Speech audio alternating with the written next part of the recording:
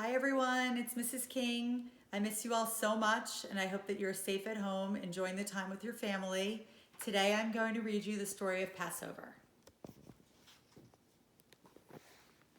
The story of Passover begins more than 3,000 years ago when Jacob and his family settled in Egypt.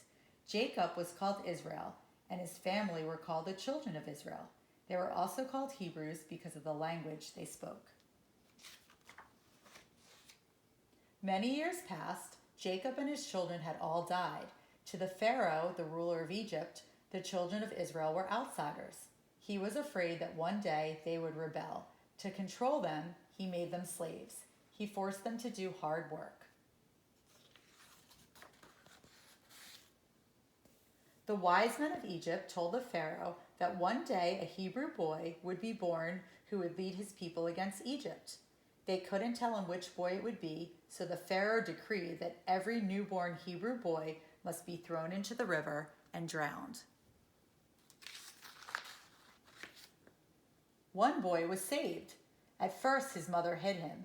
Then, when he grew too big to hide, she placed him in a small basket. She put the basket in the river. The baby's sister, Miriam, hid nearby to see what would happen. A princess, the Pharaoh's daughter, found the baby. She named him Moses and planned to raise him as her own child. Miriam ran to her. "Should I get you someone to help you with the baby?" "Yes," the princess said. Miriam brought the baby's mother to work in the palace. Moses was adopted by the princess, but he knew he was one of the children of Israel. When he was a young man, he saw an Egyptian beat a slave. Moses attacked the Egyptian and killed him. Then he ran away. Moses settled far from Egypt. He married and worked as a shepherd. One day, while Moses was watching his sheep, he saw a burning bush. There were flames, but the bush wasn't harmed. "Moses, Moses," a voice called from the bush. "Yes, here I am." God spoke to Moses from the burning bush. He told Moses to lead the children of Israel out of Egypt. Moses and his older brother Aaron went to the Pharaoh. They asked him to let the children of Israel go free. The Pharaoh refused. He forced the children of Israel to work even harder. Moses and Aaron warned him that if he didn't let the Hebrews go, the waters of Egypt would turn to blood. The Pharaoh refused, and the waters turned to blood. That was the first plague to strike Egypt. There were 10. Frogs covered the land. A thick cloud of lice swarmed over Egypt.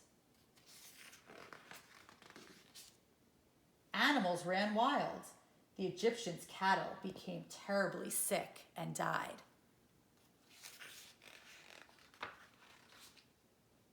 Painful boils broke out on the skin of the Egyptians. Huge hailstones mixed with fire fell on the land.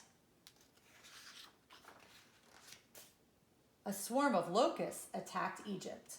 It was as dark as night in the middle of the day. Then came the 10th plague. One by one, the firstborn Egyptian sons died. The angel of death only visited the homes of the Egyptians. He passed over the homes of the children of Israel. The Pharaoh was frightened.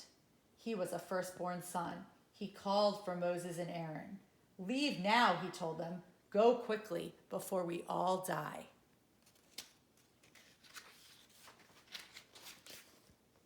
The children of Israel left that very night. The next day, the Pharaoh had a change of heart. He and his army chased after the former slaves. The Pharaoh's soldiers had horses, and their chariots were getting closer and closer to the children of Israel. The Red Sea was in front of them. The soldiers were behind them. They seemed trapped.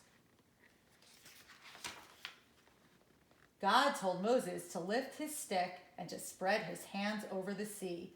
Moses did, and the sea divided. The children of Israel walked through the sea on dry land. The Pharaoh's army followed them. Then, when the soldiers were in the midst of the sea, Moses raised his stick again. The waters flooded together. The Egyptians drowned, and the children of Israel were free. On Passover, Jewish people all over the world celebrate their freedom from slavery and their beginnings as a great nation. The end. I hope you guys enjoyed the book, and I hope you're excited to celebrate Passover. It's great to reach out to all of you and to stay connected online. Have a good day and a wonderful holiday with your family. Bye.